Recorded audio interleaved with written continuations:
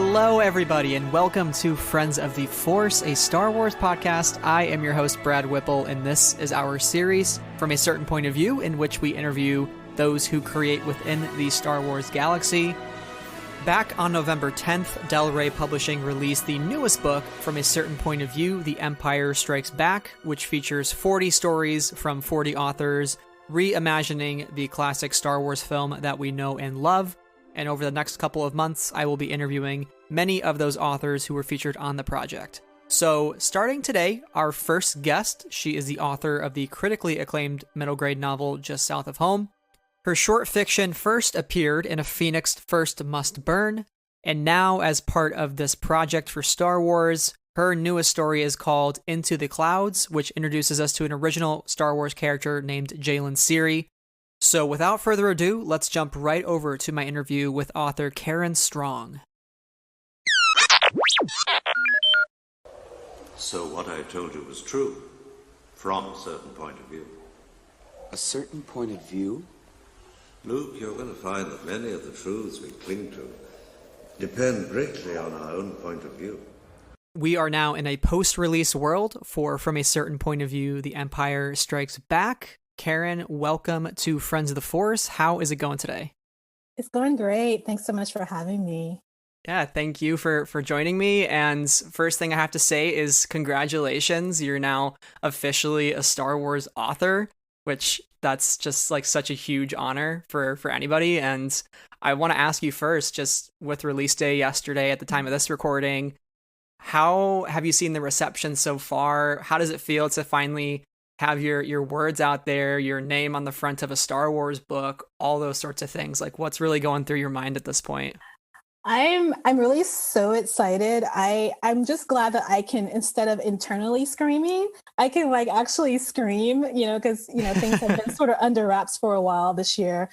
And so it's just great to be able to talk about the anthology and all the great stories. And it's still kind of surreal to be a Star Wars author and to see your name on a cover with all these other Star Wars authors that I've read before. I know there's like maybe 15 of us that are new to Star Wars, so it's exciting. I'm really happy. Yeah, that's one of my favorite things for the From a Certain Point of View series, is it just invites so many new voices into Star Wars, rather than waiting for one book after another. It's like you're basically getting hit with 40 books at once, it feels like. And a different flavor for each author, different tone, different style, and that's just so much fun. And I loved Into the Clouds. We're going to talk more about that, but I love to rewind and talk about when you first became a Star Wars fan. So what is your history with the franchise, and how has it had an influence on you, either personally or professionally, throughout your life? That's a good question. I grew up, my parents are science fiction fans. And so I remember, first being exposed to the original trilogy, loved it so much. I actually love Empire probably the most of all of the movies. I don't know what it is about Empire. I think it's like that kind of, or the characters, the characters now, but now they're like in turmoil and they're trying to, find their way. So I really love, and as you can tell, I became obsessed, like literally obsessed with Cloud City, because it was beautiful, it was bright, and you had all these capes and cloaks, and with Princess Leia and her Bespin outfit, as you can see, I'm kind of obsessed with that as well. But I really, Princess Leia really, and actually Carrie Fisher as an actress and a person, individual, really made an impact on me. I love the way both of them sort of like stood against tyranny and, wanted to speak their mind and wasn't afraid to back down. So those are some of the qualities that I just really took to heart in my personal life and in my professional life as well, just speaking up and not being afraid, even when the odds may be against you. But yeah, I did a lot of cosplay when I was a kid. I had the Leia buns, I had the braids, I pretty much had every outfit. I had the toys, I had an X-Wing.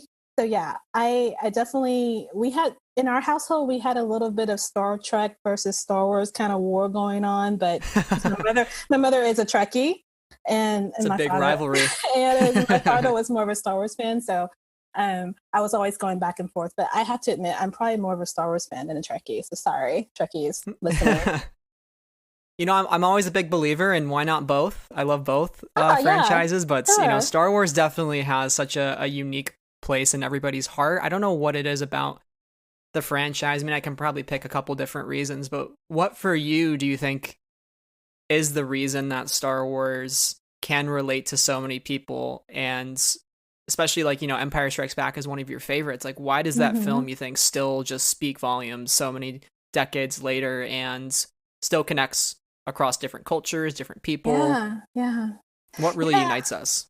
I think what it is, like, the New Hope, it was like you had these three characters coming together, fighting against the Empire. But I think the reason why I really love Empire Strikes Back is because you see these people tested right to their limits, and Empire is not necessarily like a New Hope where we're beating the guys and the Empire. It's really literally the Empire Strikes Back. So you see how these characters are like dealing with these blocks, towards their, with the rebels. They had to escape Hoth, and then they're on the run, and then you have I am your father. You're like all these like these revelations. And so I think it appeals to me because I see people how they deal with things under pressure. And you get to see the true character, and you still see how, Luke, Leia, and Han, you still see how they work under pressure, and they use their smarts, and they are using all of their like things in their pocket to sort of like fight the Empire. And it just makes me feel like you should never give up, even when things look like they might not work out. But that's what I think I love so much about Empire. It's like you see these characters like dealing with when things go south. Yeah, challenging circumstances, I think, often teach more than the circumstances where you're winning or when you're blowing up the Death Star, because those are easy days, right? Which is crazy to say. It's quite easy to blow up a Death Star, I guess.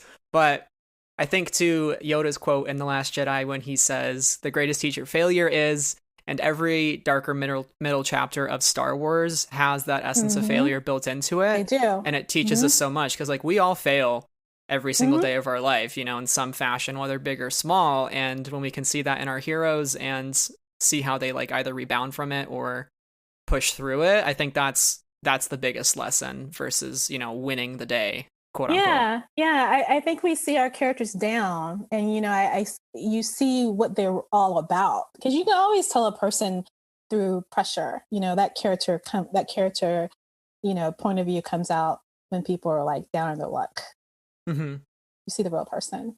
Yeah, and I think I definitely see elements of that in your story, Into the Clouds, which we will get to in just a second. But before then, I want to talk too about your background in writing, because it's actually quite fascinating to me how you've gotten to where you are today. Because originally you didn't start out in writing, even though you kind of had an interest in it growing up. You were originally in STEM, and you had a career early on in software development, which like, that's awesome. Way above my brain level. I can't comprehend anything software, computer related or whatever. But what has your journey been like, going from like a STEM career and still having, a little bit of a focus in STEM? That's still something you're passionate about, but rediscovering your love of the written word in 2006 when you figured out, yes, I want to do writing and I want to work on it and really, really dig deep. Yeah, it's weird because I've always been an avid reader. Like we used to every Saturday go to the library, and I used to check out books, and we would stay all day literally in the library. That's how nerdy we were. And so I've always been an avid reader. And I was really drawn to science and astronomy and computers, because logic, I was really just good at it. And so in my childhood, I loved science fiction, I loved fantasy, I loved science, I loved computers. And so, when I went to college, I thought about maybe going into journalism, but then I said, I really just want to go into computer science and pursue this because I really do enjoy it. But it was funny, I was in software development for several years, and I'm sort of still involved in software development in a way right now, today as well. But I think what it was is that I loved reading stories so much. I said, I should try to do this myself. So I'm basically a self-taught writer. So like you said, in 2006 is when I started to say, okay, I think I'm going to try to do this, like try to get something published. As you know, writing is very hard. And so I decided, being a STEM person, in STEM, you get certified with everything. So I thought that, I could just get an MFA in writing and that would make me quote unquote a writer. But I dropped out of the MFA program because I found that it wasn't really for me. So I decided just to read and debug, what I call debug books, just break them down and break them apart and figure out how they work. And that's basically how I taught myself to write.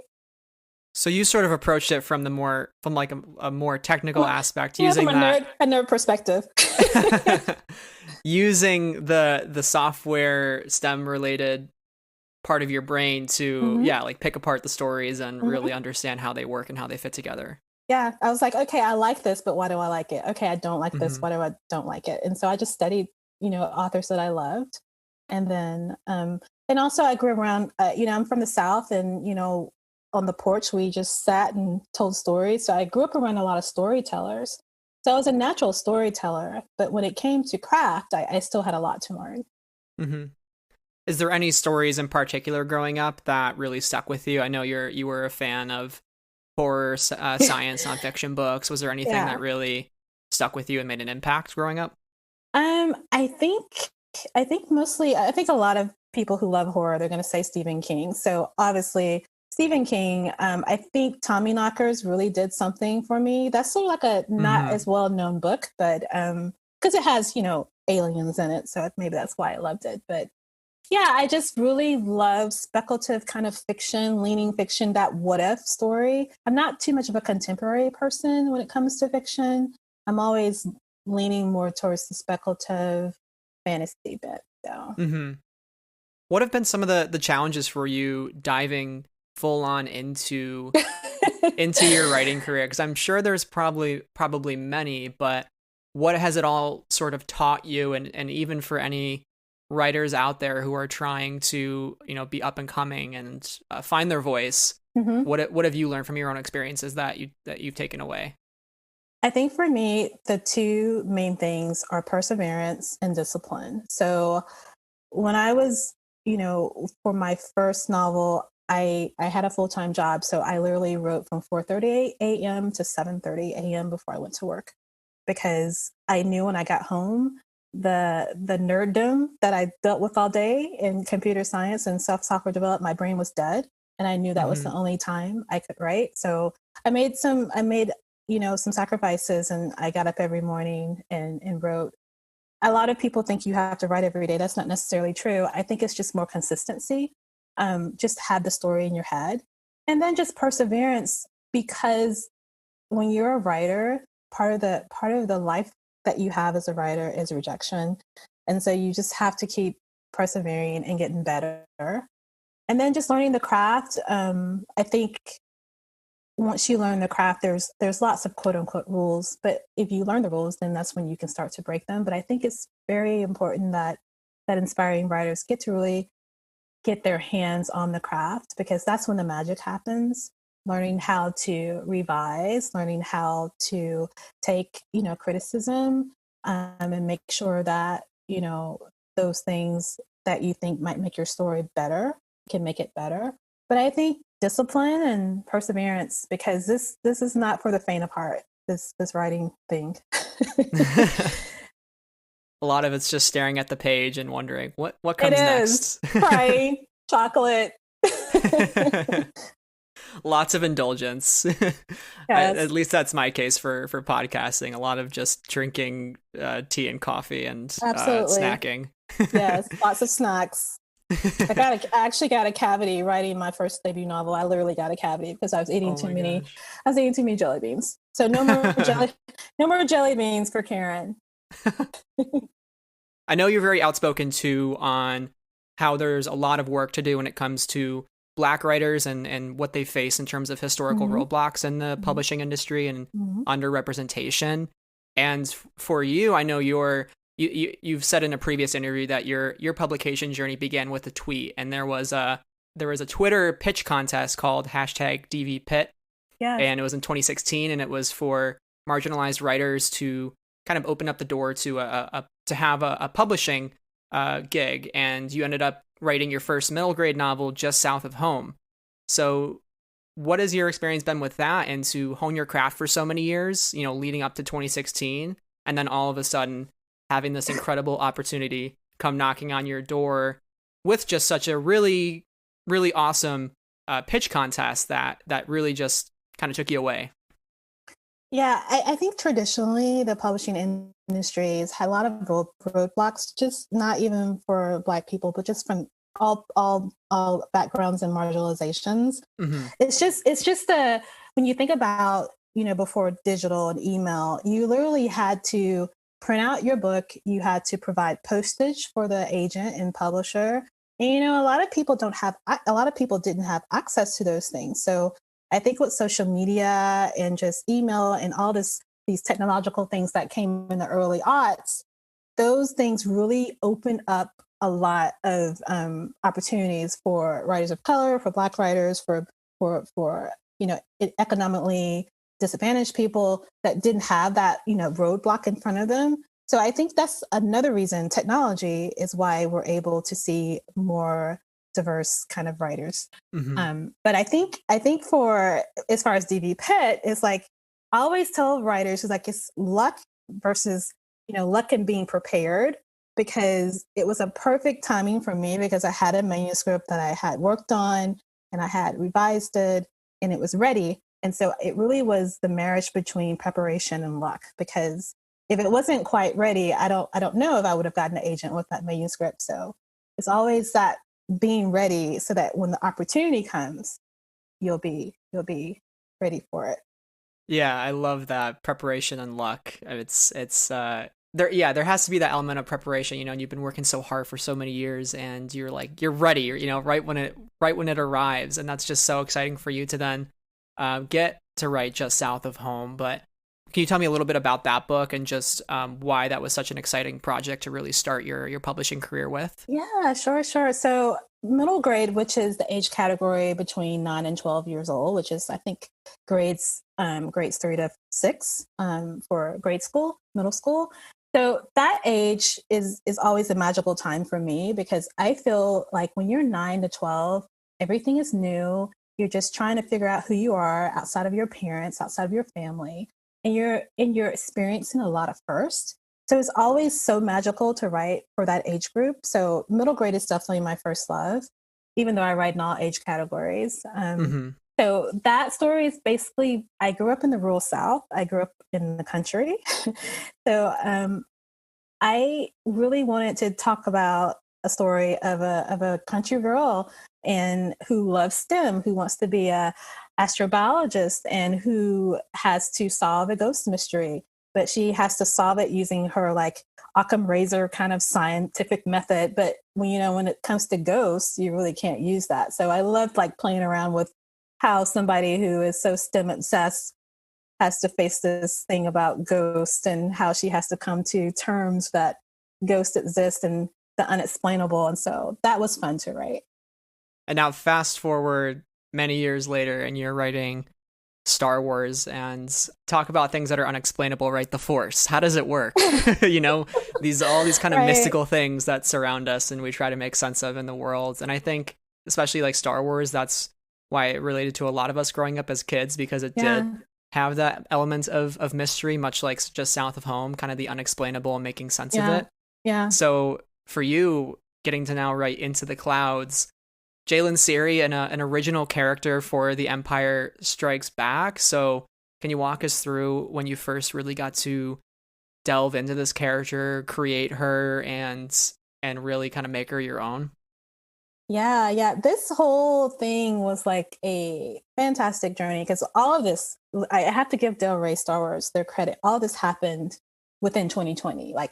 I didn't know that I was going to be writing a Star Wars in January. So that's how fast it went. I mean, it was Usually a book takes 18 months. This book, they were not playing around. So, but when I was approached to be in this anthology, after screaming, of course, I was like, okay. So I had 3 pitches. I had 2 of them were in Cloud City. One of them was Jailyn Cirri's pitch, and then one was on Dagobah. But they decided to say, okay, how about you do this this original character? And I was like, oh my God, I can create a original character. I was like, oh my. So my brain was just like really, I was like, oh, what am I going to do? But I went back to, like I told you earlier, I'm obsessed with Cloud City. I've always been obsessed with Cloud City. And so I said, okay, I know that I want her to be rich. Okay, what makes a person rich on Cloud City? Oh, Tabana Gas. So she's going to be a Tabana Gas tycoon. Oh, what does this mean? What, how is this going to play into the story? It's okay. She is going to be around when Lando does the announcement that the garrison is coming and that everybody should leave. Okay. And I was like, well, who should she be with? And like, oh, well, first I thought she was going to be with a pilot, but the pilot wouldn't have any kind of relationship with her. And I really do love in Empire how Leia and Han come together, the one true pairing. And so I wanted to pay homage to that trope of rich girl and scoundrel. And so I said, oh, let me put these 2 people together. So that's how Drush Lipscomb came into play.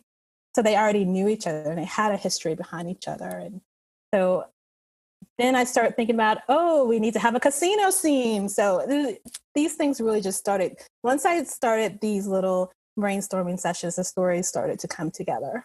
Mm-hmm.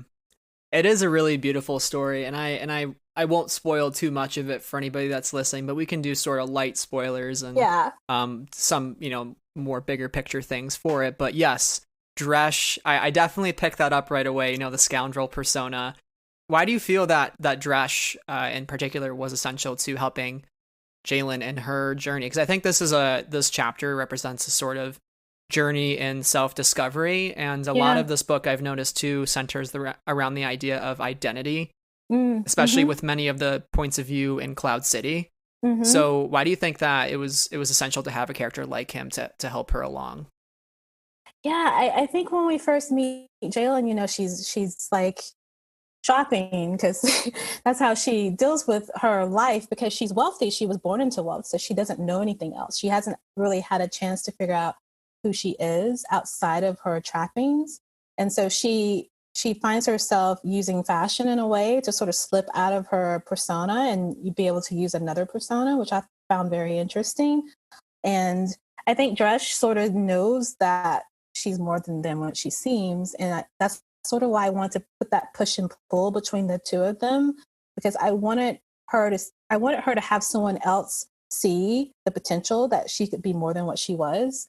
And so I think that's what the main goal of what Dresh is doing for her, to say, hey, it's not so bad being yourself, Mm-hmm. She thinks that he sees her in a very different way than he might actually. Right. She thinks that Dresh sees her as a naive socialite, daughter of a wayward gambler, a girl playing make-believe, straight off the story here. And it really goes deeper than that, and I think that's beautiful. I do love the detail that her father owns a swimming pool in Cloud City, which is apparently a rare luxury. I love that. I always wondered, how would a swimming pool in the sky work? And that made me think for a moment. I know. Actually, that's a tidbit to Lost Stars, because when I was reading Lost Stars, I think one of the characters is from Cloud City, and she said, oh, to have a swimming pool, you have to be very rich. Ah, yes. That's so you're a from. Fan of Lost Stars too. It's excellent. Fan. Yes. I'm like, don't get me started. Yeah. Well, talk about romance in Star Wars, right? I mean, that's probably one of the best romantic stories in Star Wars, in my opinion.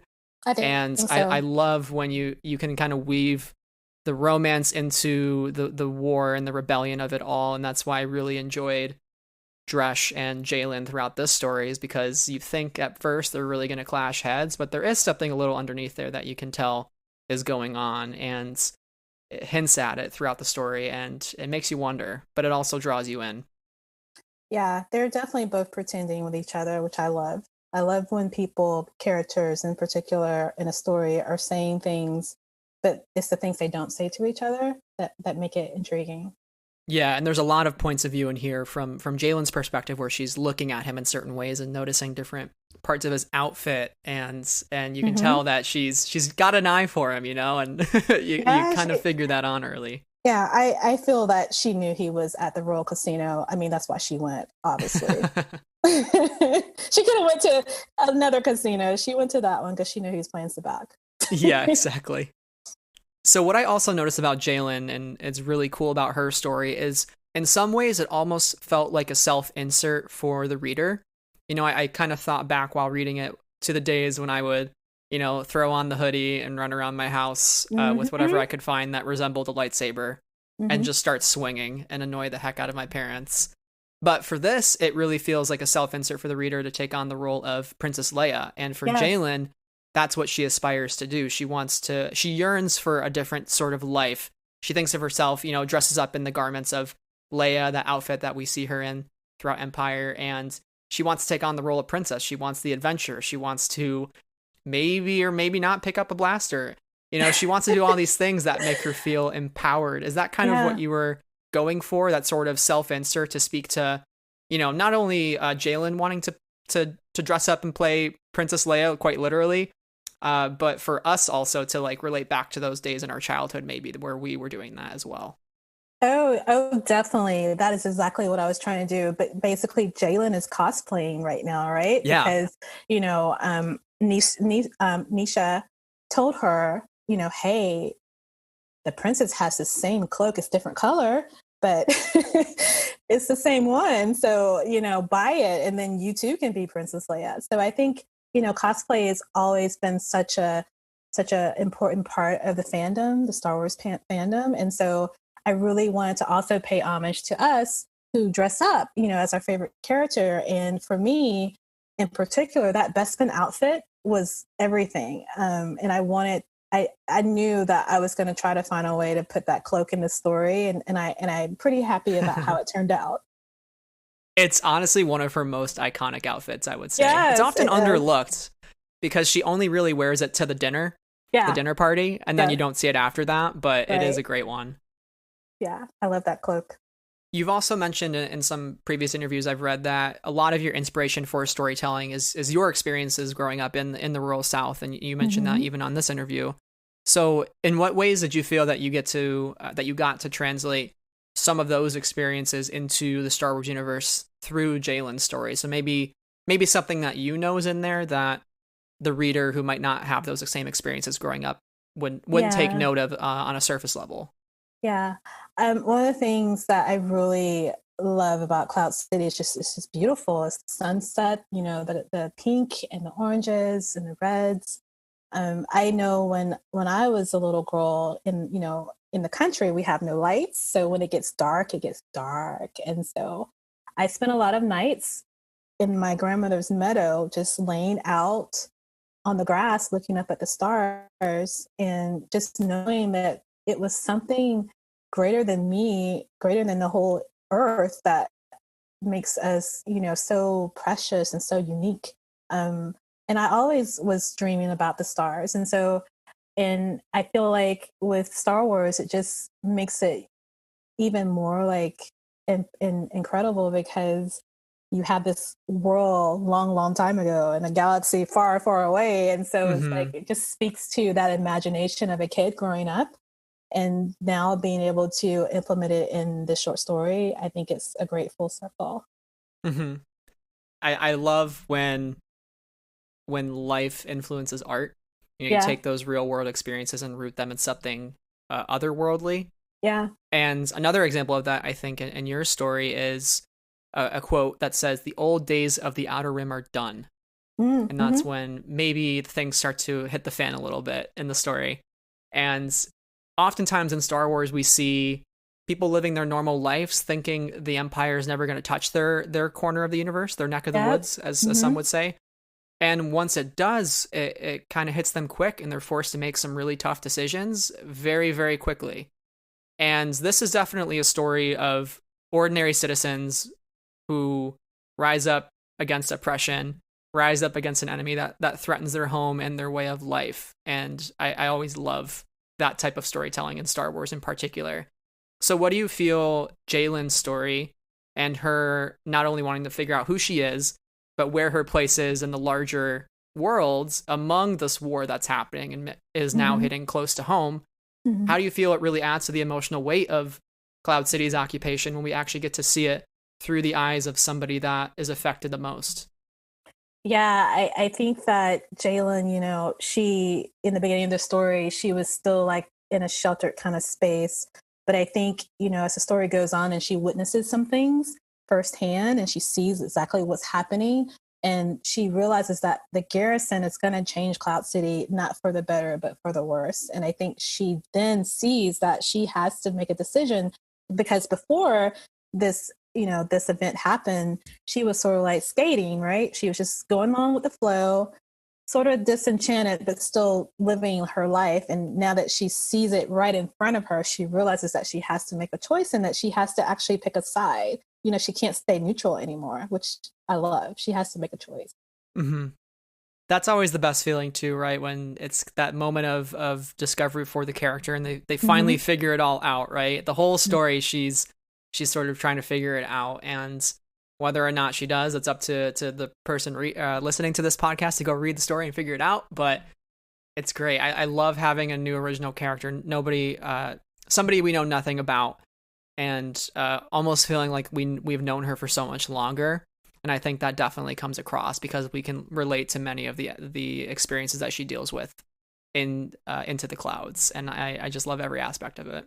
Well, thank you.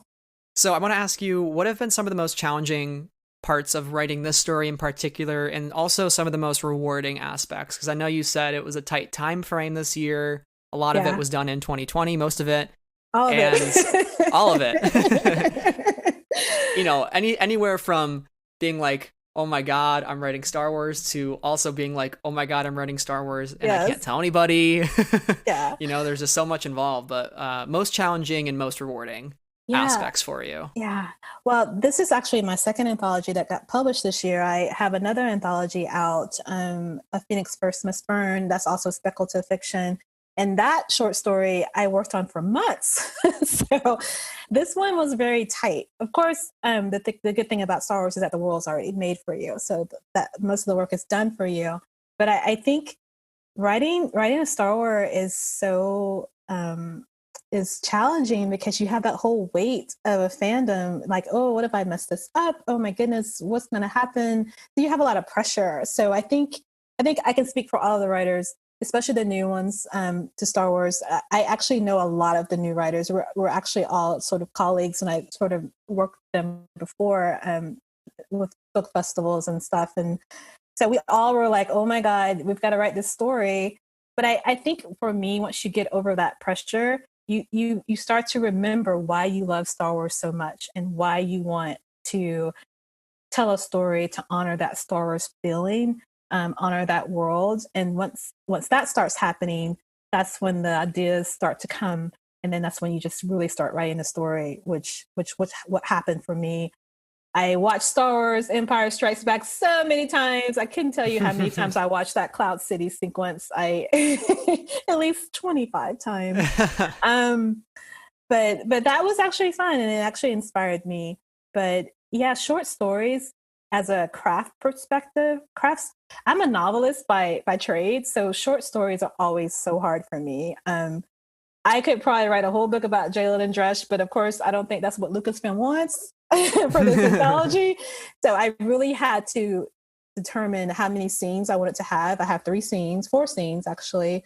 And so I basically took each scene as a moment and just really worked on those four different scenes. And that way I broke them down that way so I wouldn't be overwhelmed. Mm-hmm. That's a good approach to have. And you know, you say writing an entire book about Dresh and Jailyn. Listen, put it out there, speak it into existence. It's been a while since Lost Stars have come out, and I could really see a spin-off book for anything in this book, honestly, any character, but especially these two, right? I feel like I want to know everything about them. I know that Del Rey Star Wars is having a podcast series of all of the authors. Yes. talking about, obviously read the book first because we're going to be going in depth with spoilers and stuff. And so I would tell your listeners, make sure to listen to my episode because I do say what happens when they leave Cloud City, my ideas of what they would be doing and how they would be living. All right. Well, I'm going to have to be on the lookout for that. I'm very excited for that podcast series. I have a great idea of what they could be doing. Yeah, absolutely. And hey, even if it's not official, you can always fan fiction it too. That's true. Very true. So for our last question on Into the Clouds, I would like to know, what do you hope readers ultimately take away from this story, and how do you think it could influence the way that we watch Empire Strikes Back? Oh, that's a good question. So I think the major takeaway from Into the Clouds is that, it's not bad being yourself. I mean, obviously that was the main takeaway, and that being yourself actually can be a good thing. Also, seeing tyranny in front of you and having to make a decision, what side are you going to be on? And then also just being inspired by other people. Obviously, Jailyn she knew who Princess Leia was, obviously, before the story opened up. And we can see that she had aspirations and inspiration from her. And putting on her cloak, a cloak that is similar to what Princess Leia wore, it actually gave her sort of like a power in itself. The cloak, in a way, gave her a way to make decisions that she probably would have never made any other time. So I think just paying homage to Princess Leia and also Carrie Fisher, I really wanted that story to pay that homage and pay homage to cosplay, and also, just have a little bit of romance as well. So I hope all those things the readers get from this story. It was very fun to write, for sure. Yeah. I love that. The story of Carrie and the story of Leia lives on in Jailyn, lives on in the rest of us, and that is pretty poetic in that way. So I love that. Yeah. So to wrap up our show here, Karen, I'd love to ask you a couple rapid fire questions. Oh, okay. So it's a really hard pop quiz. No, I'm just kidding. Just a couple of extra things to get to know you and allow you to talk more about the larger Star Wars universe, even outside of Empire Strikes Back, or what you love most about it. So my first question, which you might have already answered it, but your favorite Star Wars film. And if it's Empire, maybe a second favorite too. Actually, I just got finished watching Revenge of the Sith, and, poor Anakin. So sad. So sad. Yeah. You were my brother. Listen, I'm still waiting for, what would it be? 2045 from a certain point of view, Revenge of the Sith. I don't think they're going to do 40. They can't do 40. Maybe they'll do 20. Maybe they do 20. I think they got to shorten it to maybe the 20th or the 25th anniversary and get us those prequel books. But Revenge of the Sith is just dripping in tragedy and sadness. Yeah. But it's also like really... it's really impactful to see, like, as George Lucas says, like how democracies are not taken, they're given away. Yeah. And seeing all that kind of at play with Palpatine and Anakin's story, it's amazing. Yeah. So who is your favorite Star Wars character? Oh, Ahsoka. Oh, why is that? I actually started watching Clone Wars season 7 this year. Oh my God. That woman. Yeah, I don't know, just seeing her as a kid, little Padawan, little spunky kid, and just seeing how her whole character arc in her, like, I love her so much. Yeah, she's amazing. I hope we see more of her at some point. So maybe so. Hopefully. Hopefully, cross your fingers. Maybe this season in Mandalorian, maybe we'll see her. So, do you have a favorite Star Wars moment? Oh, a favorite Star Wars moment. I think my favorite Star Wars moment was probably in the original New Hope when they go to the cantina and we first see all of the species. I love that. Yes. I'm sure you've been a big fan of revisiting that that set for the Yeah. Mandalorian and seeing Yeah. some new creatures in there. even. Yeah. Yeah. Yeah. Is there a Star Wars project that you're currently like the most excited for? There's so much happening in the world of TV, publishing. Movies are still a big question mark because we don't know too much about it, but what's really been grabbing your attention and making you just want it like immediately? I'm very excited about the Obi-Wan spinoff. I'm very excited about that because I really do like him. And I'm really enjoying The Mandalorian. I know episode 2 of this recording, episode 2 came out, and I was really hyped. So I'm excited about all of this stuff coming up on Disney Plus. I love the aspect of taking these side characters and fleshing them out. Because there's so much material that you can like expand on. So, I love like learning more about what was happening. I mean, that's the whole thing from a sort of point of view, right? I love knowing what was happening while this other, original trilogy thing was happening. I love it. Yeah. Yeah. And talk about, you mentioned the quote, "You're my brother, Anakin." I think in the Obi-Wan show, we're going to see Obi-Wan reliving that moment over and over and over again. Yeah. I think, I know that there actually is a story from a certain point of view about how Anakin is still in his mind. Yeah. So, yeah.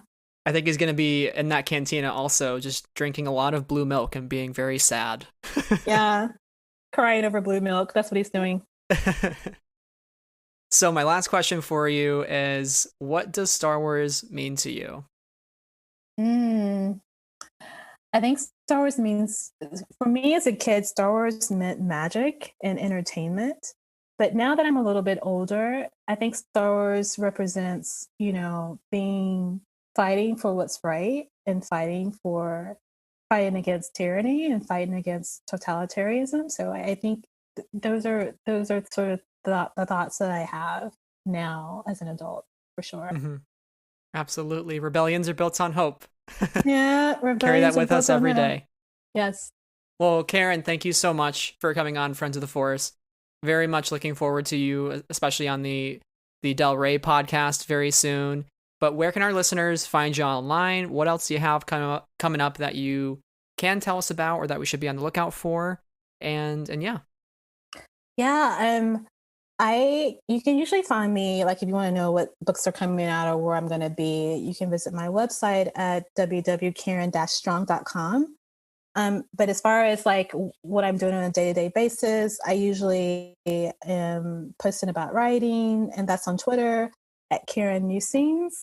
That's Karen, and then Musings, Musings. So I usually write about writing sessions and books I'm reading, and I am just finished a novel, and so hopefully there'll be some news about that soon. Awesome. Very excited. Well, again, listeners, from a certain point of view, The Empire Strikes Back is out currently, just came out yesterday. Karen's story, Into the Clouds, is a wonderful addition to the Star Wars universe, so go check it out.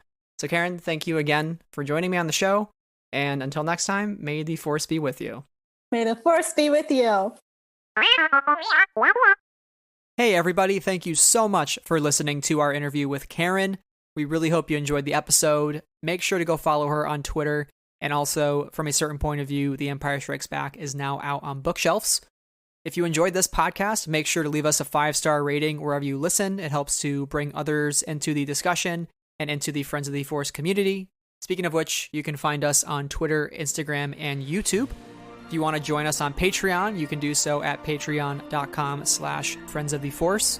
Thank you to our current patrons who make the show possible: Anna, Cheryl, Christina, Deborah, Donnie, Ella G, Jessica, Marie Claire, Marvin, Neil, Rachel, Sarah, and T. That is all for this episode. On our next interview, we are talking with Amy Ratcliffe, Jason Fry, and Mike Chen as part of a 3-author roundtable, so stay tuned for that. So until then, everybody, may the Force be with you always.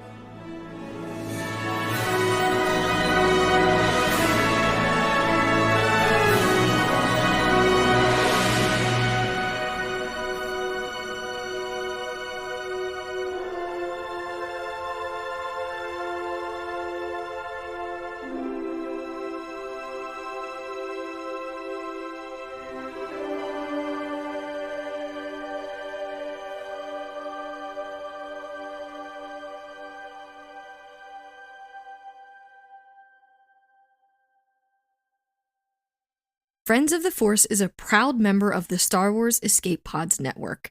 To learn more about our sister shows, find us on Twitter at We Are Escape Pods. The Star Wars Escape Pods network, promoting positivity in fandom.